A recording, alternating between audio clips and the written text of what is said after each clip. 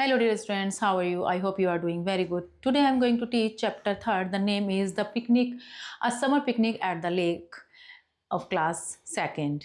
In this chapter we will read that how spend the picnic time and इसमें देखते हैं कि summer में जब समर का मौसम आता है तो हम पिकनिक के लिए अगर जब जाते हैं तो कितनी खुशी महसूस होती है और क्या क्या हम करते हैं.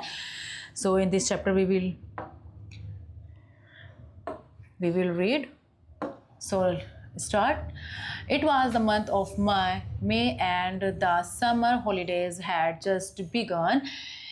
मई का महीना था और समर की हॉलीडे जो पड़ती हैं वो जस्ट बिगन मतलब शुरू हो चुकी थी.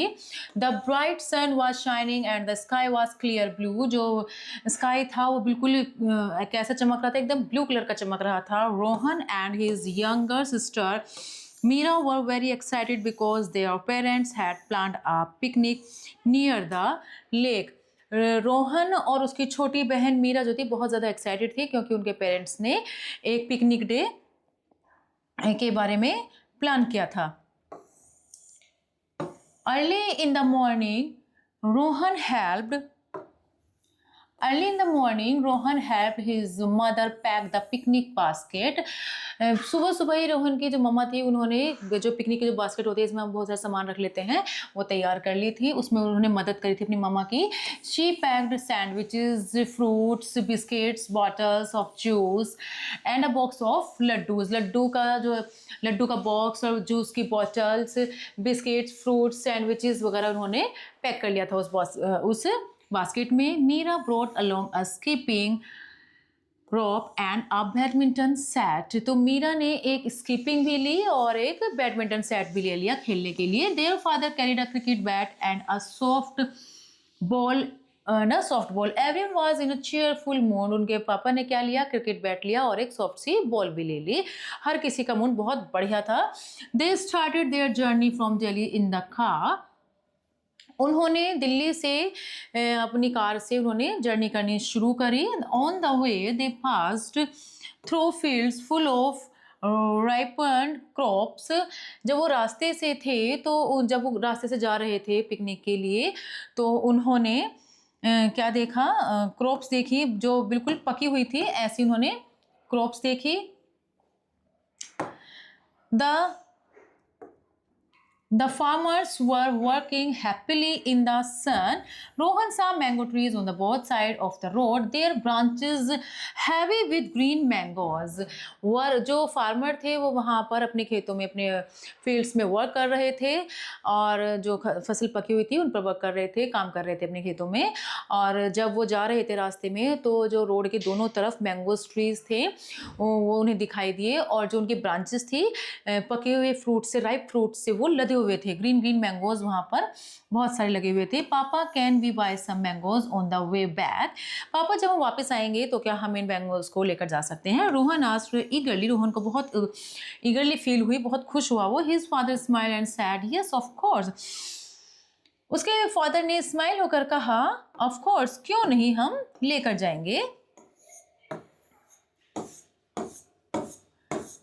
Now next is, as they reached near the lake, the air became cooler and fresher. Birds were flying in the groups and butterflies fluttered from flower to flower. जब वहाँ पर वो गए तो एयर बहुत ठंडी ठंडी थी और जो बर्ड्स थे वो भी ग्रुप्स में उड़ रहे थे और जो बटरफ्लाई थी वो भी एक फ्लावर से दूसरे फ्लावर की तरफ फ्लटरिंग कर रहे थे, मतलब उड़ रही थी.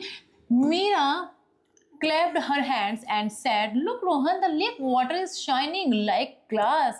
मीरा ने वहाँ का एटमॉस्फेयर देखकर कहा कि देखो रोहन, यहाँ का जो लेक का जो वाटर है कितना शाइन कर रहा है. And ducks were swimming happily in the water making soft quacking sounds.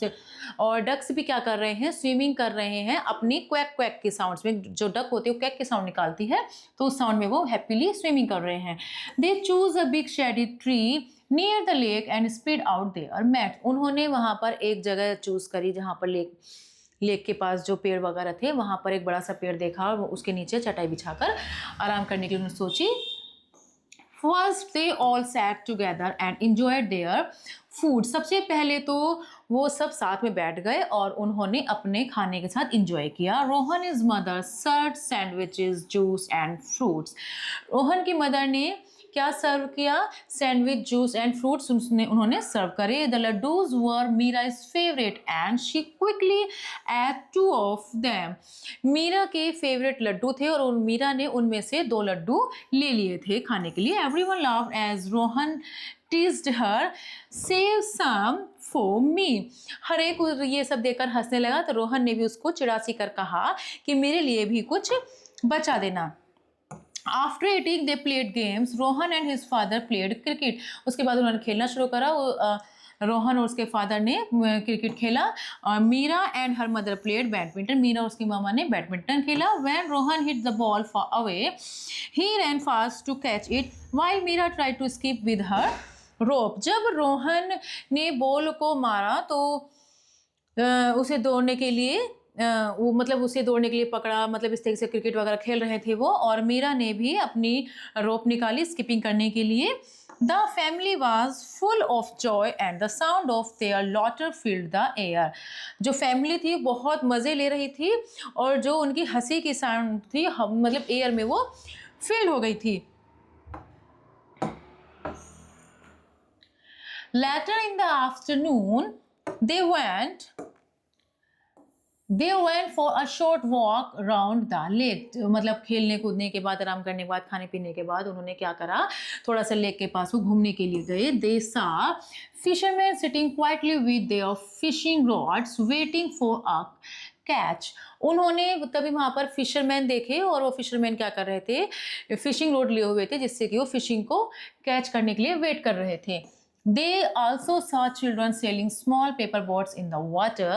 जो लेक का जो वाटर था वहाँ पर बच्चे छोटी छोटी नाव जो पेपर की बना लेते हैं उन्हें मतलब पानी में डालकर उन्हें चला रहे थे, तैरा रहे थे उनको। When the sun began to set, the lake looked even more beautiful, painted with golden and orange colors। जब सन सेट होने को हुआ था तो जो सन की जो कलर्स थे वो कैसे हो रहे थे, गोल्डन और ऑरेंज कलर के, ब्यूटीफुल सा वहां पर पेंट हो गया था। व्हाट अ वंडरफुल डे, कितना सुंदर दिन है, मीरा ने कहा। Rohan nodded happily and added this is the best picnic ever. Rohan ने भी मीरा की बात के लिए हाँ कर दी, नोडेड करा मतलब सर हिलाया, और ये तो हमारी सबसे अच्छी पिकनिक है। On their way home, they bought fresh mangoes from a roadside vendor।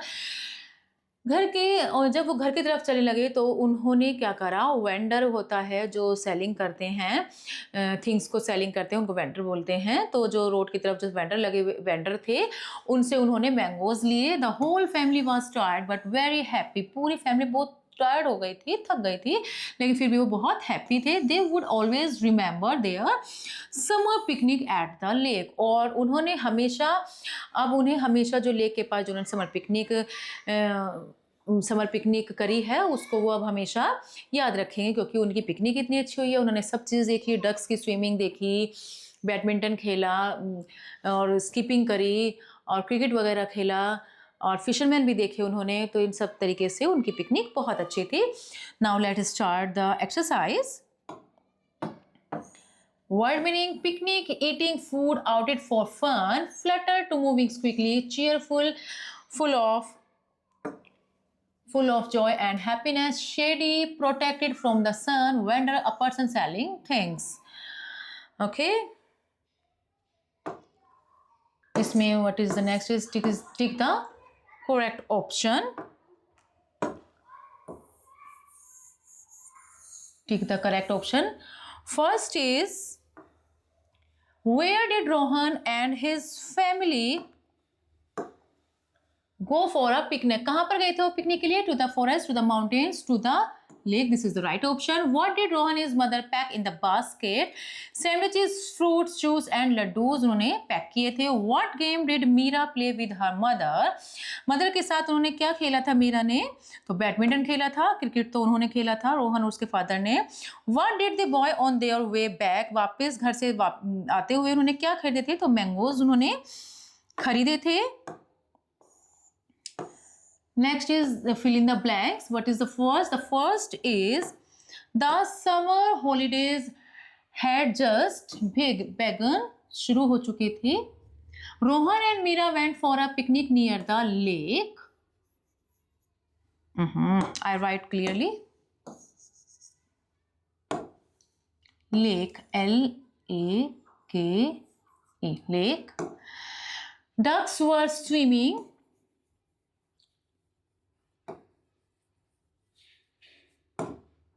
happily in the water. The sunset painted the lake in golden और orange color हो गया था जब sunset हुआ था. On their way back, they bought fresh mangoes. उन्होंने लिए थे जो वापस घर जा रहे थे तो उन्होंने on the way से mangoes लिए थे. Right, true or false? Rohan and Meera went on a picnic in winter. नहीं, वो तो summer में थी. So this is false. They saw ducks swimming in the lake. Yes, ducks swimming in the lake. So this is true. Rohan played cricket with his mother. Rohan ने अपने father के साथ played cricket किया था, mother के साथ नहीं. So this is false. They bought fresh mangoes on their way home. Yes, उन्होंने bought किए थे fresh mangoes on their way home. लेकिन ये तो बैक होम में करे थे जब वो घर से वापस आए थे. रास्ते में से नहीं लिए उन्होंने, रास्ते में से नहीं लिए. They bought fresh mangoes on their way home. So this is false.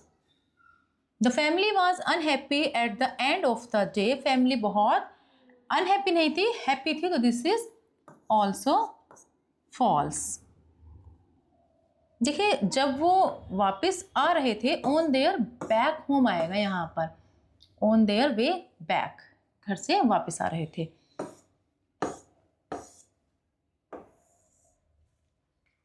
वैसे the fresh mangoes on their way home, घर के रास्ते में उन्होंने मैंगोज खरीदे. ऑन देयर वे होम नहीं आएगा, back home. This is false. Okay, now next is what is the next? This is the match the following.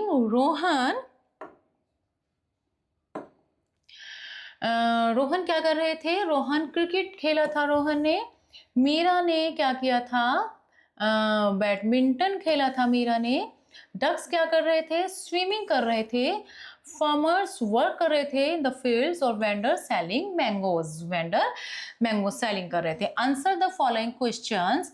Why were Rohan and Meera excited? Because they were going for picnic, so they were excited. So because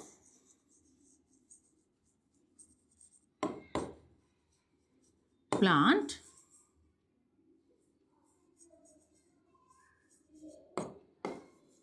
their parents had planned picnic near the lake.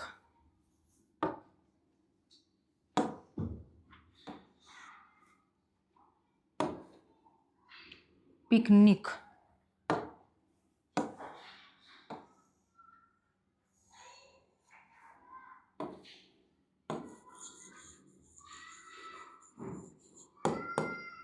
ओहो, ये बार बार हो रहा है ये.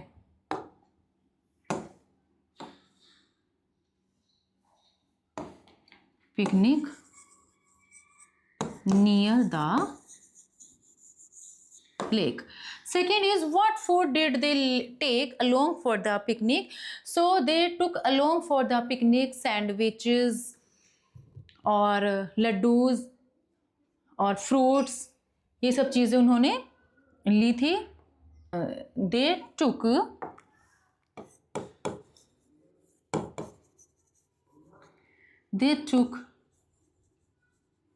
along for the picnic sandwiches,